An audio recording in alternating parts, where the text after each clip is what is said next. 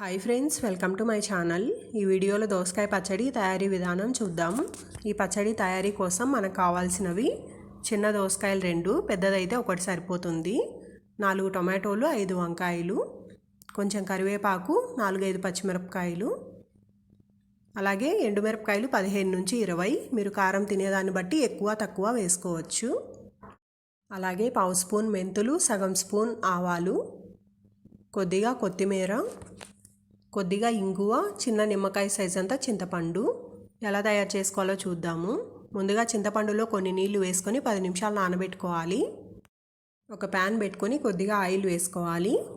Oil వేడయ్యాక 1 spoon మినప్పప్పు, 1 spoon శనగపప్పు, 1/2 స్పూన్ మెంతులు, 1/2 స్పూన్ ఆవాలు, ఎండుమిరపకాయలు వేసుకొని చిన్న మంట మీద ఫ్రై చేసుకోవాలి.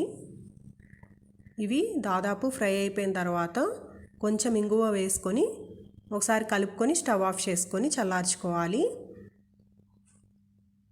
అదే ప్యాన్లో ఇంకొంచెం ఆయిల్ వేసుకోవాలి. ముందుగా కట్ చేసి పెట్టుకున్న వంకాయలు 5 వేసుకోవాలి. వంకాయలని ఈ విధంగా నిలువుగా కట్ చేసుకోవాలి. అలాగే 4-5 పచ్చిమిరపకాయలు కూడా తుంచుకొని వేసుకోండి. వీటిని మంచిగా ఫ్రై చేసుకోవాలి. ఇలా ఫ్రై అయ్యాక ఒక గుప్పెడంత కరివేపాకు వేసుకొని చిన్న మంట మీద క్రిస్పీగా అయ్యేంత వరకు ఫ్రై చేసుకోవాలి. ఇలా ఫ్రై అయ్యాక పక్కకు ఉంచుకొని చల్లార్చుకోండి.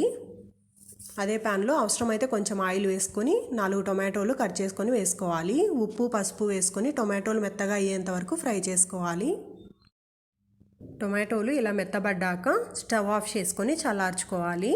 ముందుగా మిక్సీ జార్లో మినప్పప్పు, శనగపప్పు, ఎండుమిరపకాయలు, ఆవాలు, మెంతులు వేసుకోవాలి.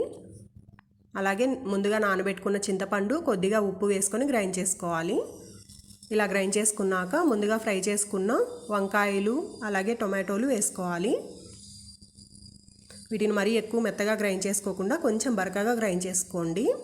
పచ్చడిని ఇంతవరకు కూడా గ్రైండ్ చేసుకొని వాడుకోవచ్చు. దోసకాయ వేసుకోకుండా ఇలా కూడా పచ్చడి బాగుంటుంది. ఇలా కూడా ట్రై చేయండి ఒకసారి.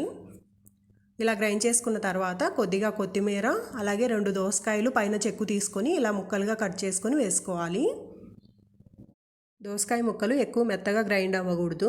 జస్ట్ 1-2 సార్లు ఆన్ చేసి ఆఫ్ చేయాలి. ఇలా జస్ట్ లైట్గా నలిగితే సరిపోతుంది ముక్కలు. చాలా టేస్టీగా ఉంటుంది పచ్చడి వేడన్నంలో. మీరు కూడా తప్పకుండా ట్రై చేసి ఎలా వచ్చిందో కామెంట్ చేయండి.